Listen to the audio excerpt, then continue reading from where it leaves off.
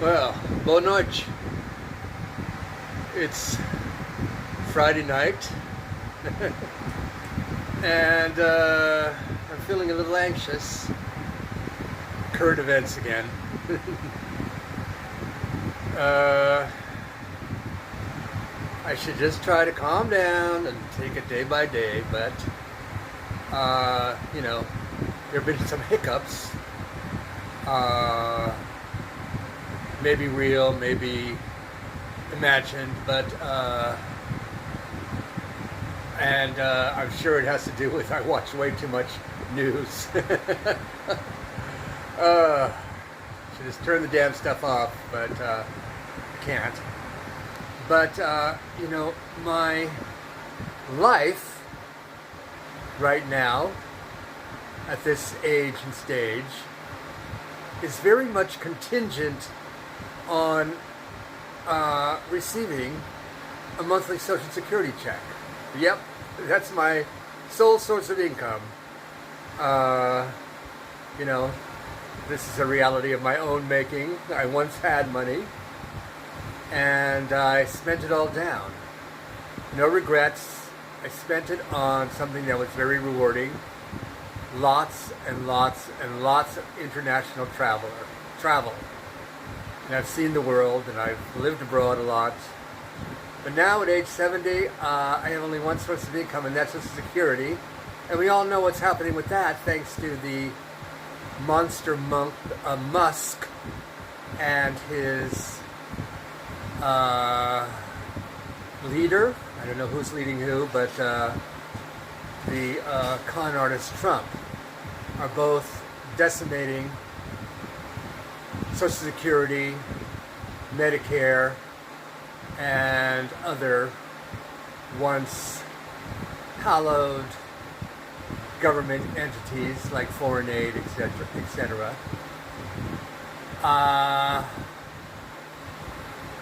The reason, one of the main reasons, not the only reason, one of the main reasons that I'm flying back to the United States on Thursday morning is that I need to clean up and fix my Social Security account. Not a difficult task previously, but suddenly the Trump machine has made it very difficult to get an appointment, to go to a Social Security office, etc., etc. And, we wonder if we're even going to receive our Social Security payments in the next 30 to 90 days. But I've been locked out of my Social Security account for a while now. I lost my password. It was dumb. But, I haven't needed it. But I feel like now I do. Especially because I need to change banks. I really, really, really need to change banks and have my Social Security deposited into a new bank account. And not having access to my online Social Security account makes going online and making changes difficult. So I'll see. We'll see when I get up there. I arrive in San Francisco Friday afternoon, so I won't be able to do anything until Monday morning. Not this coming Monday, but the following Monday.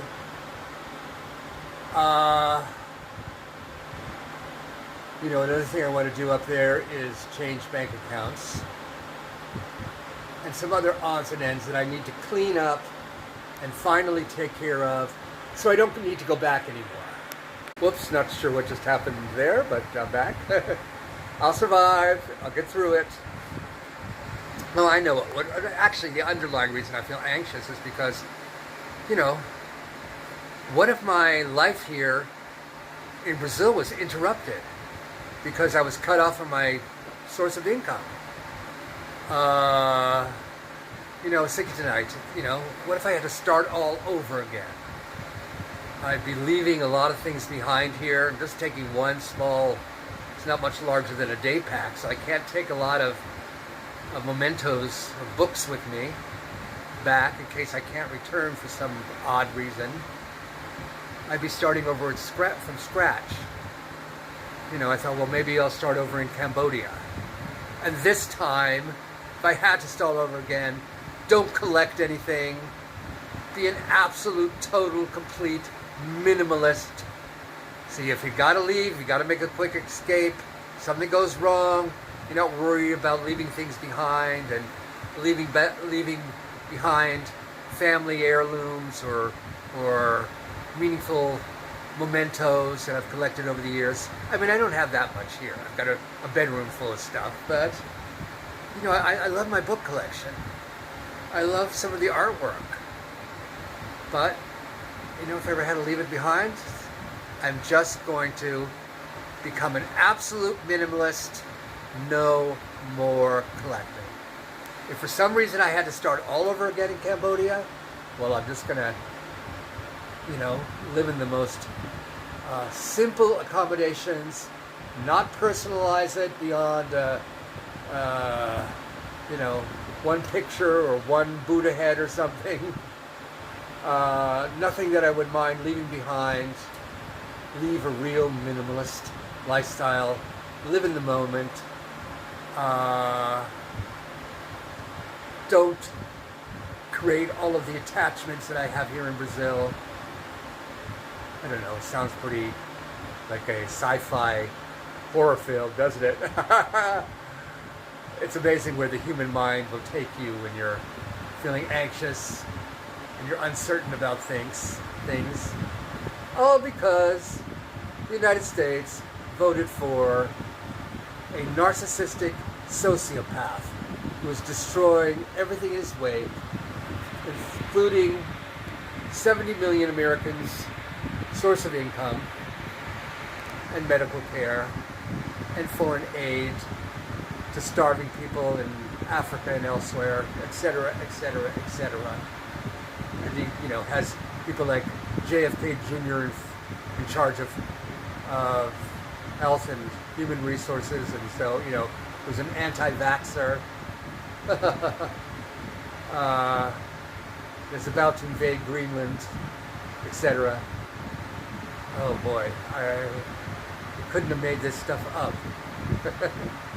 It's anxiety. I don't know if any of you have felt anxiety since Inauguration Day, but let me know in the comments, or am I just having my own private mini nervous breakdown here? I promise I'm not having a nervous breakdown or a major anxiety attack. It's just one of those late nights where you think too much. It's inevitable that once in a blue moon you're going to feel vulnerable.